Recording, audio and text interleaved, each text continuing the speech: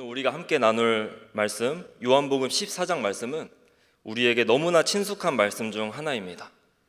우리가 잘 알듯이 요한복음 14장은 이렇게 시작됩니다.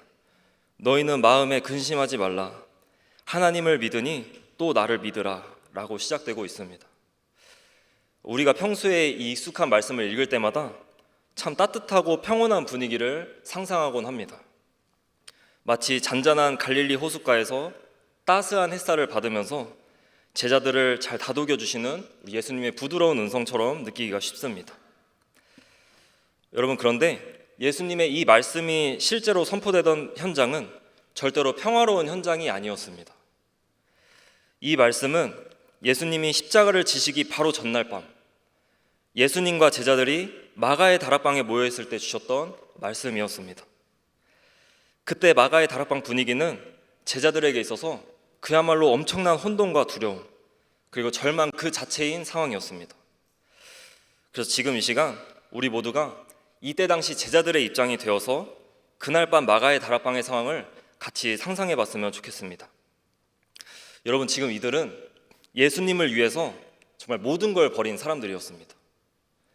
누구는 갈릴리 호수에 있던 배와 그물을 전부 버렸고, 누구는 세리라고 하는 안정적인 직장까지도 다 버렸고, 누구는 사랑하는 가족들도 전부 다 뒤로 한 채 오직 예수님이라는 이 한 사람만을 바라보면서 3년이라는 긴 세월을 함께 동고동락하며 살아온 그런 사람들이었습니다.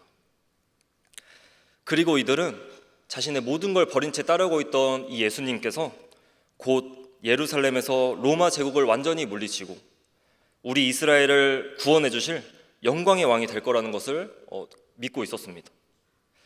그러면서 예수님께서 저 높고 영광스러운 왕좌에 앉으시면 나도 옆에서 한 자리 차지하리라는 그 기대감과 야망도 있었습니다. 그런데 요한복음 13장에서부터 그러한 제자들의 모든 기대와 환상들이 갑자기 전부 산산조각 나기 시작했습니다. 우리를 위해 영광의 왕이 되셔야 할 예수님이 갑자기 겉옷을 벗으시고 수건을 두르시더니 가장 낮은 종의 모습을 한 채 제자들의 더러운 발을 전부 씻겨주시는 겁니다. 제자들은 모두 당황하기 시작했습니다. 아니, 예수님이 갑자기 왜 이러시는 거지? 괜히 불안하네. 그러고 나서 제자들을 충격에 빠뜨리는 일들이 연이어 계속 터지는 겁니다. 함께 3년을 동고동락하며 특별히 재정을 맡고 있었던 동료 가룟 유다가 갑자기 예수님 팔아넘기겠다고 하면서 저 캄캄한 어둠 속으로 뛰쳐나가 버리는 겁니다. 이때도 분위기가 완전 싸해지고 또 얼어붙었을 겁니다. 또 그뿐만이 아니었습니다. 예수님께서 제자들 중에 수제자였던 베드로를 향해서 갑자기 무서운 예언까지 하시는 겁니다. 너는 닭 울기 전에 날 3번이나 부인할 거야. 너도 날 배신할 거야. 말 그대로 분위기가 진짜 심상치 않게 흘러가고 있었습니다. 자, 그러고 나서 결정적으로 예수님은 마가의 다락방 분위기를 완전히 갈기갈기 찢어놓는 폭탄 선언을 갑자기 하십니다. 우리 13장 33절 말씀을 같이 읽어보겠습니다. 시작. 작은 자들아, 내가 아직 잠시 너희와 함께 있겠노라. 너희가 나를 찾을 것이나 일찍이 내가 유대인들에게 너희는 내가 가는 곳에 올 수 없다고 말한 것과 같이 지금 너희에게도 이르노라. 나는 너희들과 잠시 동안만 같이 있는 거다. 그리고 내가 가는 곳에 너희들은 올 수 없을 것이다 라고 이렇게 말씀을 하시는 겁니다.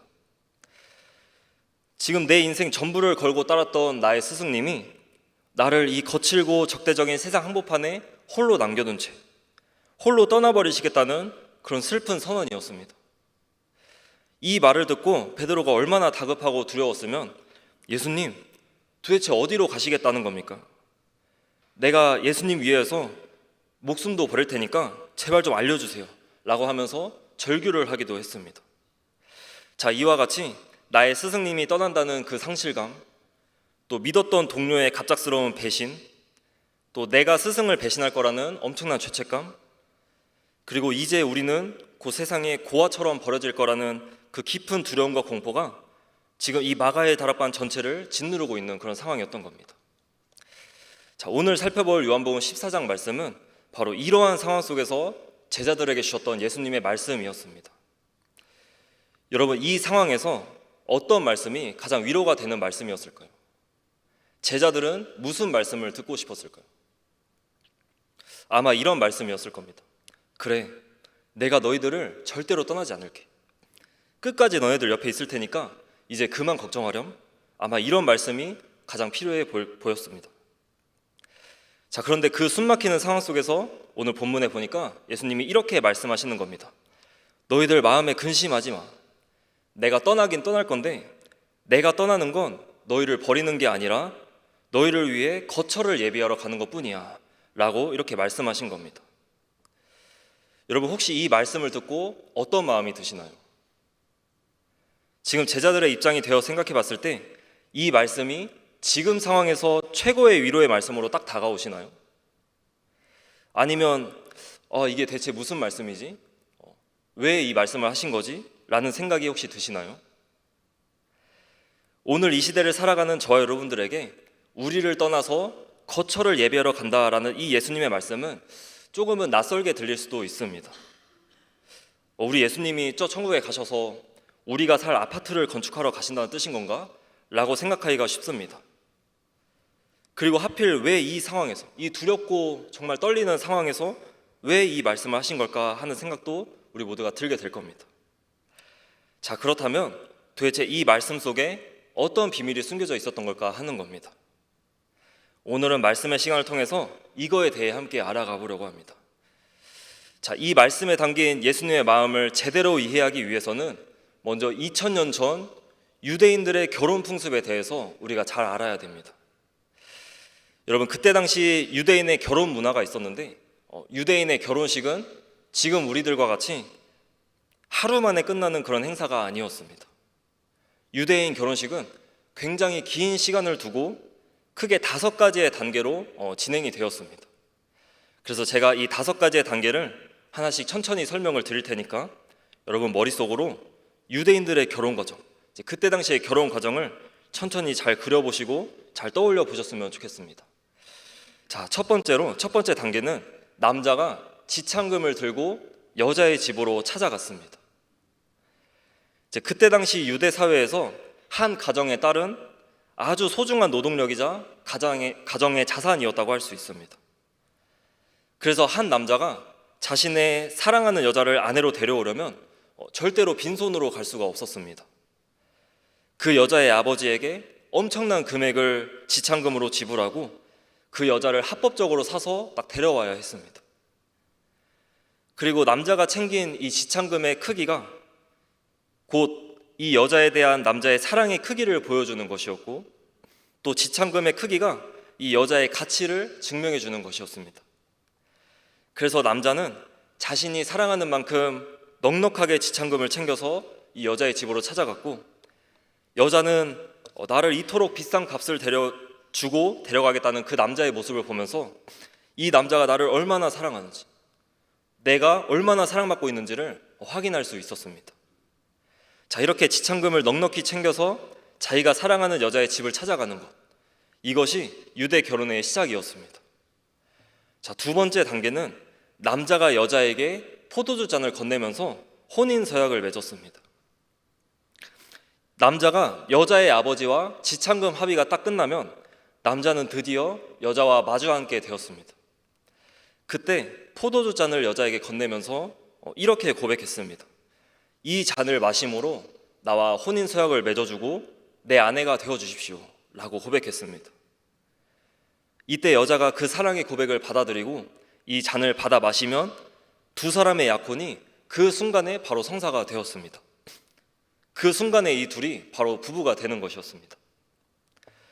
그래서 유대 사회의 약혼은 오늘날 우리가 생각하는 약혼과 좀 다른 겁니다. 아직 한 집에 들어가 살지만 않을 뿐 포도주를 마신 이때부터 이 둘은 법적으로 완전한 부부가 되는 겁니다. 만약 이 약혼을 깨려면 정식으로 이혼 증서를 써야 했을 정도로 이 행위는 목숨을 건 엄숙한 혼인 서약이었던 겁니다. 자, 이렇게 남자와 여자가 부부가 되었습니다. 그런데 이렇게 부부가 되었지만 이 두 사람은 바로 부부 생활을 같이 할 수 있던 게 아니었습니다. 왜냐하면 아직 함께 살 수 있는 거처, 함께 살 수 있는 신혼집이 없었기 때문이었습니다. 자, 그래서 세 번째 단계는 함께 살 거처를 예비하기 위해서 신랑이 신부를 잠시 떠났습니다. 청혼에 성공한 신랑은 신부의 집을 떠나서 자신의 아버지가 계신 고향집으로 다시 돌아갔습니다. 다시 돌아간 이유는 단 하나였습니다. 자기 아버지 집 옆에다가 내가 사랑하는 신부와 평생 함께 할 수 있는 새로운 거처, 우리 신혼집을 짓기 위해서였습니다. 그래서 신랑은 이렇게 신부를 잠시 떠나는데, 떠나기 전에 신부의 손을 잡고 이렇게 굳게 약속했습니다. 나의 신부님, 내가 당신을 위해 세상에서 가장 아름다운 거처를 준비하겠습니다. 그리고 그 거처가 다 예비되면 내가 반드시 당신을 다시 데리러 올 테니까 두려워하지 말고 꼭 기다려주세요. 이 말을 남긴 뒤에 신랑은 신부를 떠나서 거처를 예비하러 가는 겁니다. 그때 당시에 거처를 짓는 데에는 짧게는 몇 달, 또 길게는 1년이 넘는 시간이 걸렸다고 합니다. 이제 그러다 보니까 이때 신랑을 떠나보내고 기약 없이 기다려야 되는 이 신부의 마음 한구석에는 두려움과 불안함이 찾아올 수밖에 없었을 겁니다. 자, 그래서 네 번째 단계는 뭐냐면 신랑이 신부에게 반드시 돌아오겠다는 보증의 선물을 남겨주는 겁니다. 이 긴 기다림의 시간 동안 신부가 불안해하거나 흔들리지 않을 수 있도록 아주 값비싼 보증의 선물을 신부의 손에 딱 쥐어줍니다. 그리고 신부는 혼자 있으면서 신랑이 생각나고 또 신랑이 보고 싶을 때마다, 아니면 정말 그 사람이 날 데리러 올까 하는 의심이 들 때마다 그 선물을 이렇게 딱 바라보는 겁니다. 그 선물을 바라보면서 지금도 저 멀리에서 열심히 땀 흘리며 나와 함께 살 집을 짓고 있을 우리 신랑을 믿고 기억하는 겁니다. 그래, 거처가 다 예비되면 우리 신랑은 이 선물의 약속대로 나를 반드시 데리러 올 거야. 자, 이렇게 약속의 선물을 주고 아버지 집에 돌아간 신랑은 신부를 다시 데리러 갈 생각만 하면서 밤낮을 가리지 않고 정말 열심히 신혼집을 짓습니다. 자, 그런데 여기서 아주 중요하고 독특한 규칙이 하나 있었습니다. 그게 뭐냐면 신혼집이 언제 완공이 되는지, 이 신랑이 언제 신부를 다시 데리러 갈 수 있는지는 신랑 마음대로 정할 수가 없었다는 겁니다. 자, 그러면 누가 정하느냐? 오직 집안의 가장이었던 신랑의 아버지가 모든 결정권이 있었습니다. 그래서 마지막 다섯 번째 단계는 신랑의 아버지가 날짜를 정하고 그동안 신부는 순결하게 기다리는 것이었습니다. 신랑이 봤을 때 집이 다 완성된 것 같아 보여도 아버지가 보기에 완벽하다고 판단될 때 비로소 아버지가 이렇게 아들에게 명령합니다. 아들아, 이제 집이 다 완성되었구나. 이제 가서 너의 신부를 데려오너라. 아버지의 이 명령이 떨어져야만 신랑은 신부에게 달려갈 수 있었습니다. 자, 그렇다면 그 긴 시간 동안, 이 1년이 넘는 시간 동안 신부는 무엇을 해야 했을까요? 바로 자신을 다시 데리러 올 신랑만을 애타게 기다리며 세상의 어떤 유혹에도 한눈 팔지 않고 자신의 순결을 지키는 시간으로 이 신부는 보내는 거였습니다. 신랑이 다시 데리러 올 것을 굳게 믿고 다른 남자와 절대 어울리지 않으며 다른 남자와 절대 바람피지 않으며 자신의 순결을 신랑이 올 때까지 끝까지 지키는 것, 이것이 신랑이 기다리는 신부가 해야 할 일이었습니다.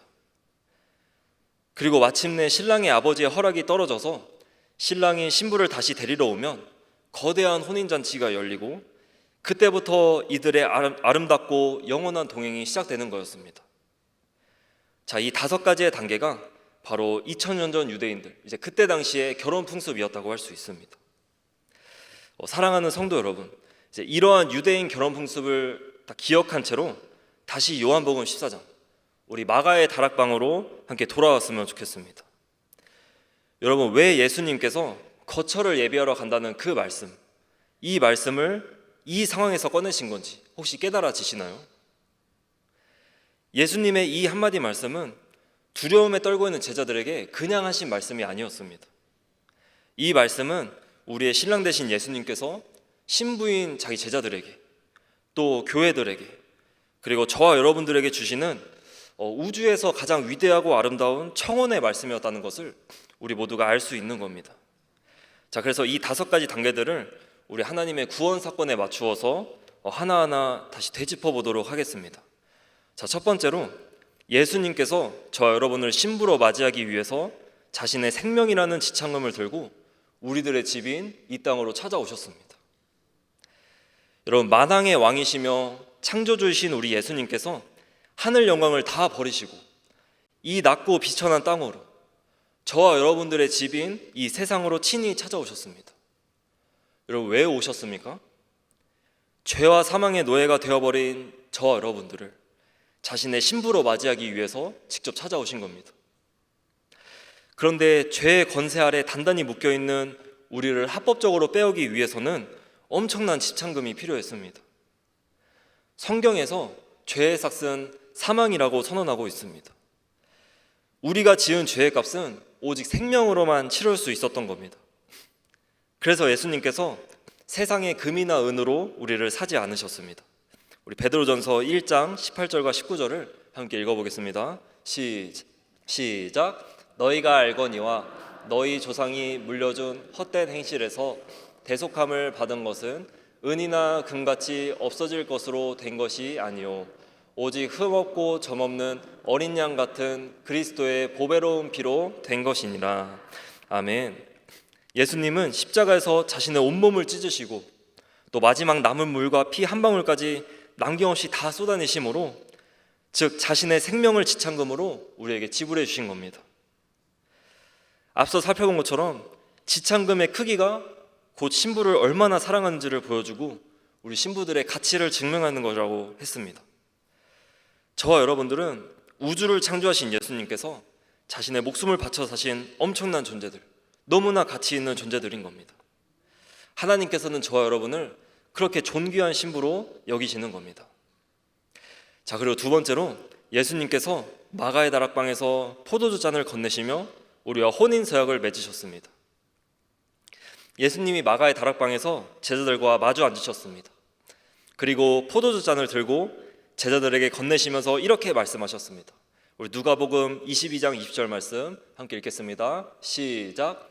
저녁 먹은 후에 잔도 그와 같이 하여 이르시되 이 잔은 내 피로 세우는 새 언약이니 곧 너희를 위하여 붓는 것이라. 아멘. 이 말씀은 이런 의미였을 겁니다. 내가 내 목숨을 지창금으로 바쳐서 너희를 살 테니까 나와 영원한 언약을 맺고 나의 신부가 되어주지 않겠니? 라고 하는 간절한 청혼의 말씀이었을 겁니다. 자, 이렇게 우리와 혼인 서약을 맺으신 예수님께서 이제 십자가의 죽음과 부활의 사역을 모두 완성하신 후에 신부인 우리들을 잠시 떠나 우리 아버지의 집으로 가셔야만 했습니다. 자, 그 사건이 바로 우리 예수님의 승천 사건이었습니다. 자, 세 번째로 예수님은 승천하심으로 우리가 함께 살아갈 영원한 거처를 예비하러 가셨습니다. 자, 제자들은 예수님이 떠나신다는 그 소식을 듣고 자신들이 고아처럼 버려지는 줄 알고 극심한 두려움에 빠졌습니다. 그런데 그 상황에서 예수님이 이렇게 말씀해 주신 겁니다. 오늘 본문 2절과 3절 말씀 같이 읽겠습니다. 시작. 내 아버지 집에 거할 곳이 많도다. 그렇지 않으면 너희에게 일렀으리라. 내가 너희를 위하여 거처를 예비하러 가노니 가서 너희를 위하여 거처를 예비하면 내가 다시 와서 너희를 내게로 영접하여 나 있는 곳에 너희도 있게 하리라. 아멘. 우리 예수님의 승천은 우리를 버리고 도망가신 사건이 아니었던 겁니다.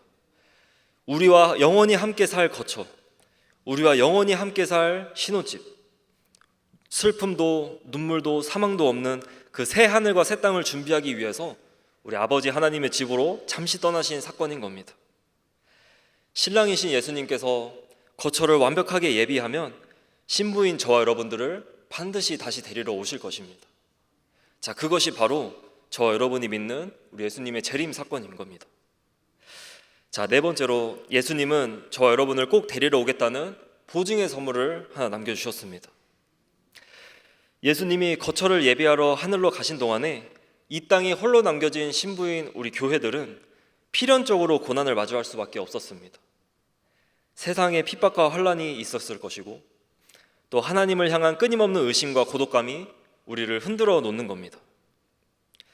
또한 사탄은 끊임없이 우리 귀에 이렇게 속삭입니다. 야, 네 신랑은 절대 안 와. 너는 그냥 버림받은 거야. 그냥 이 세상 사람들과 똑같이 적당히 타협하면서 살면 되는 거야. 자, 그럴 줄 알고 신랑 되신 우리 예수님께서 우리가 이 기약 없는 기다림에 지쳐 쓰러지지 않도록, 또 흔들리지 않도록 우주에서 가장 귀한 보증의 선물을 우리 마음속에 남겨주셨습니다. 자, 고린도후서 1장 22절 말씀 함께 읽겠습니다. 시작. 그가 또한 우리에게 인치시고 보증으로 우리 마음에 성령을 주셨느니라. 아멘. 그 선물이 바로 우리 성령님이신 겁니다. 성령님은 신랑 예수님이 우리를 절대 잊지 않으셨고 반드시 우리를 데리러 다시 오실 거라는 걸 보증하는 가장 확실한 선물인 것입니다. 그래서 우리는 이 선물이신 성령님을 매일매일 바라보면서 내 안에 계신 성령님과 또 매일매일 깊이 교제하면서 우리 보이지 않는 예수님을 매일매일 경험할 수 있고 예수님을 기쁨으로 기다릴 수 있는 것입니다. 자, 마지막 5번째로 예수님이 다시 오실 그날은 우리 하나님 아버지가 정하신다는 것입니다. 마태복음 24장 36절과 37절을 보면 예수님은 자신의 재림에 관해서 이렇게 말씀하셨습니다. 우리 함께 읽어보겠습니다. 시작. 그러나 그 날과 그 때는 아무도 모르나니 하늘의 천사들도 아들도 모르고 오직 아버지만 아시느니라. 노아의 때와 같이 인자의 임함도 그러하리라. 아멘. 이 구절을 보면서 많은 사람들은 예수님도 전지전능한 하나님인데 왜 자기가 오실 날짜도 모르시지? 하고 의문을 품기도 합니다. 그런데 이거는 예수님의 능력이 부족해서가 아닌 겁니다. 우리가 살펴봤던 유대 결혼 풍습을 떠올려 보면 신부를 데리러 갈 날짜를 정하는 건 오직 누구에게 있었느냐? 바로 가장이신 아버지에게만 있었습니다. 그래서 예수님도 마찬가지였던 겁니다. 지금 이 순간에도 예수님은 아버지 집에서 우리와 영원히 함께할 아름다운 거처를 예비하고 계실 겁니다. 그리고 마침내 하나님 아버지께서 아들아, 이제 때가 찼고 모든 준비가 끝났구나. 이제 가서 너의 사랑하는 자녀들, 너의 신부인 교회들을 데려오너라 하고 명령하시는 바로 그 날에 우리 천사장의 나팔 소리와 함께 우리의 신랑 되시는 예수님께서 구름을 타시고 영광 중에 우리를 다시 데리러 오실 것입니다. 자, 그렇다면 성도 여러분, 우리는 그동안 어떻게 살면 되는 걸까요? 우리는 십자가의 은혜로 지참금이 지불된 사람들입니다. 그리고 예수를 믿겠다고 고백함으로써 포도주 잔을 마시고 혼인 서약을 마친 사람들입니다. 약혼이 이미 성립되었습니다. 그렇다면 우리는 이제 신랑이 거처를 예비하고 돌아오기를 기다리는 시간, 즉 약혼과 혼인잔치 사이에 기다림의 시간을 지금 저 여러분들이 살아가고 있는 것입니다. 자, 그렇다면 신랑 예수님을 기다리는 오늘날의 신부들, 저와 여러분들은 과연 어떤 모습으로 우리 예수님을 기다리며 이 세상을 살아가면 되는 걸까요? 자, 그것은 바로 이 남아있는 시간 동안에는 우리의 영적인 순결을 입증하는, 영적인 순결함을 보여주는 시간인 겁니다. 나를 다시 데리러 올 신랑이 있기 때문에 그동안 다른 곳에 한눈 팔지 않는 겁니다. 세상의 마음을 빼앗기지 않고 우상의 마음을 빼앗기지 않는 겁니다. 그것이 신부인 저 여러분들이 해야 할 일인 겁니다. 신부가 신랑을 기다리는 이 기간 동안에 세상은 절대로 가만히 있지 않을 겁니다. 세상은 끊임없이 우리를 유혹하고 조롱할 겁니다. 너의 신랑은 다시 오지 않을 거야. 눈에 보이지도 않는 예수를 믿는다고 뭐하러 그렇게 일요일마다 힘들게 예배를 드리니? 뭐하러 그렇게 아까운 돈을 헌금하고 뭐하러 피곤하게 봉사하고 헌신하니? 그냥 이 땅이 전부인 것처럼 살아. 돈도 많이 벌고 쾌락도 즐기고 그렇게 살다가 죽으면 그만이야. 세상은 이렇게 끊임없이 우리 귀에 속삭이면서 신랑이신 예수님을 내 머릿속에서 지워버리려고 합니다. 그러면서 자꾸만 예수님이 아니라 돈을 사랑하게 만들고 예수님이 아니라 세상을 사랑하게 만들면서 하나님 앞에서 영적 간음과 영적 불륜을 저지르게 만드는 겁니다. 그런데 성도 여러분, 오늘 말씀을 기억하시면서 흔들리지 않았으면 좋겠습니다. 그리고 기억하시기 바랍니다. 나 같은 죄인을 신부로 맞이하기 위해서 온몸이 찢기면서까지 나에게 청혼해 주신 우리 신랑 예수님의 사랑을 우리 모두가 기억했으면 좋겠습니다. 그래서 오직 예수님 한 분만을 나의 유일한 신랑으로 모시고 주님 다시 오실 그날까지 믿음의 순결함을 끝까지 지켜내는 우리 아름다운 신부들이 되었으면 좋겠습니다. 물론 우리가 이러한 예수님의 말씀을 들었어도 아직은 육신을 입고 있기 때문에 연약해서 또다시 넘어지고 또다시 유혹에 흔들릴 때가 있을 겁니다. 여러분, 그때마다 우리 주님이 남겨주신 보증의 선물, 내 안에 계신 성령님을 바라보고 의지하시기 바랍니다. 우리 오늘 본문 말씀 14장 26절 말씀을 함께 읽겠습니다. 시작. 보혜사 곧 아버지께서 내 이름으로 보내실 성령, 그가 너희에게 모든 것을 가르치고 내가 너희에게 말한 모든 것을 생각나게 하리라. 우리 안에 계신 성령님께서 우리가 잊혀질 때마다 가르쳐 주시고 또 생각나게 해주실 겁니다. 너는 이미 예수 그리스도의 보혈로 정혼한 사람들이야. 너를 다시 데리러 올 신랑 예수님이 있단다. 그래서 그 성령님을 의지하면서 세상을 향해 이렇게 당당하게 선포하시기 바랍니다. 나는 이미 예수 그리스도의 보혈로 정혼한 사람이다. 나에게는 신랑이 있다. 세상의 어떤 유혹들도 내 신랑의 사랑을 절대 끊을 수 없다. 내 마음의 보좌에는 오직 나의 신랑 예수님만 계신다. 여러분 모두가 신랑을 향한 사랑, 우리의 믿음의 순결함을 주님 다시 오실 때까지 끝까지 지켜내는 그런 아름다운 자들이 다 되었으면 좋겠습니다. 자, 말씀을 마무리하겠습니다. 우리는 지금 당장 육신의 눈으로는 우리 하늘에 계신 신랑의 얼굴을 볼 수는 없습니다. 그런데 신랑 대신 우리 예수님께서는 2000년 전 마가의 다락방에서 하신 그 약속 그대로 지금 이 시간에도 우리와 함께 살아갈 아름다운 거처를 예배하고 계심을 믿습니다. 우리가 이 땅에서 해야 할 일은 단 하나입니다. 나를 위해 목숨 버려 사랑하신 우리 신랑 예수님을 향해서 내 믿음의 순결함을 끝까지 지키는 겁니다. 그리고 혹시라도 여러분 안에 있는 모든 삶의 근심들과 불안함, 또 모든 두려움들이 있다면 오늘 말씀을 기억하시면서 십자가 앞에 다 내려놓으시길 바랍니다. 오늘 본문을 보니까 주님께서 말씀하십니다. 너희는 마음에 근심하지 말라 라고 말씀하십니다. 우리가 이 땅에서 겪는 모든 눈물과 수고들, 또 모든 억울함과 고단함들이 완전히 끝나는 날이 반드시 올 것입니다. 하나님 아버지께서 허락하시는 그 영광스러운 날에 구름 타시고 천군 천사와 함께 나팔 소리를 울리며 다시 우리를 데리러 오실 우리 신랑 예수님, 또 그날에 우리 모두는 함께 달려가서 신랑이신 예수님 품에 와락 안기게 될 것입니다. 그리고 요한계시록 19장에서 약속하고 있는 것처럼 어린 양의 혼인잔치에서 정말 그 누구도 빼앗을 수 없는 영원하고 완전한 기쁨을 우리 신랑이신 예수님과 우리가 함께 누리게 될 것입니다.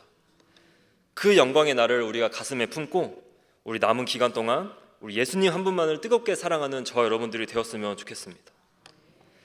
그리하여서 마침내 우리 예수님 다시 오시는 그 날에 점도 없고 흠도 없는 가장 아름답고 정결한 신부의 모습으로 우리 하나님 앞에 가장 아름다운 신부로 서게 되는, 그래서 우리 하나님 아버지께 잘하였다 칭찬받는 우리 저와 여러분 모두가 되시기를 주님의 이름으로 간절히 소망합니다.